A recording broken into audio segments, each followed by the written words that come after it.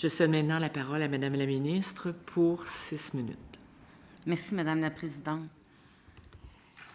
Le projet Enbridge, en fait, l'inversion du flux de l'oléoduc 9B interpelle tous les Québécois et toutes les Québécoises.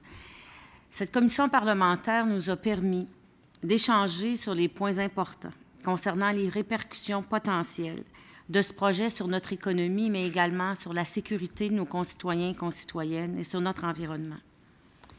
Je tiens tout d'abord à remercier tous les partis d'opposition, les membres ici présents, les membres du gouvernement, mais aussi et surtout toutes les personnes, tous les groupes qui ont pris le temps d'écrire des mémoires, qui ont pris le temps de venir nous donner leur position, qui ont pris le temps de venir partager avec nous leurs préoccupations.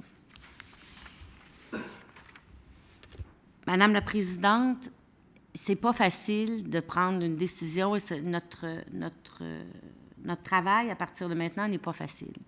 En fait, il n'y a personne qui a envie de voir du pétrole passer sur le territoire québécois. Il n'y a personne qui a envie de voir un oléoduc passer sous son sol. Maintenant, la question qu'on devra se poser, c'est quel est le moindre mal? Quel est le moindre mal entre le pétrole qui est présentement importé de l'Algérie, de l'Angola, du Kazakhstan, de la mer du Nord, et le pétrole qui vient de l'Ouest canadien? Quel est le moindre mal entre le transport en bateau ou le transport en pipeline? Quel est le moindre mal entre un oléoduc qui va de l'ouest vers l'est et un oléoduc qui ira de l'est vers l'ouest?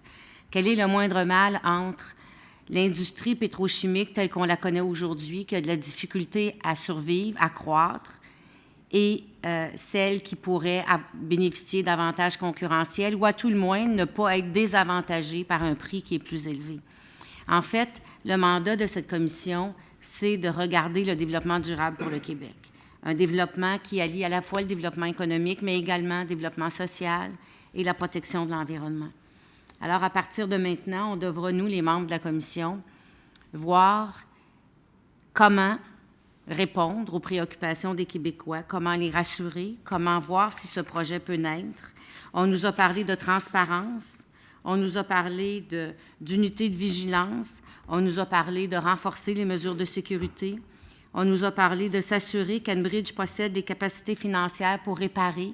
On espère tous que jamais il y aura de fuite, mais on sait tous et toutes que la garantie de zéro fuite n'est pas possible. Alors, on devra voir de quelle façon on pourra répondre rapidement si jamais il y a une fuite, de quelle façon Enbridge peut nous rassurer sur ses capacités financières, de quelle façon on peut travailler avec les municipalités, de quelle façon on peut travailler avec les communautés et de quelle façon on peut choisir le moindre mal pour le développement durable du Québec, parce qu'on sait que du pétrole, on en aura encore besoin pendant les années à venir, jusqu'à la transition de ce qui va nous mener vers un Québec plus vert, vers un Québec plus bleu, vers un Québec où les transports seront électriques, où les énergies seront renouvelables et où on sera capable de croître sans pétrole. Mais d'ici là, nous devrons choisir le moindre mal, Madame la Présidente.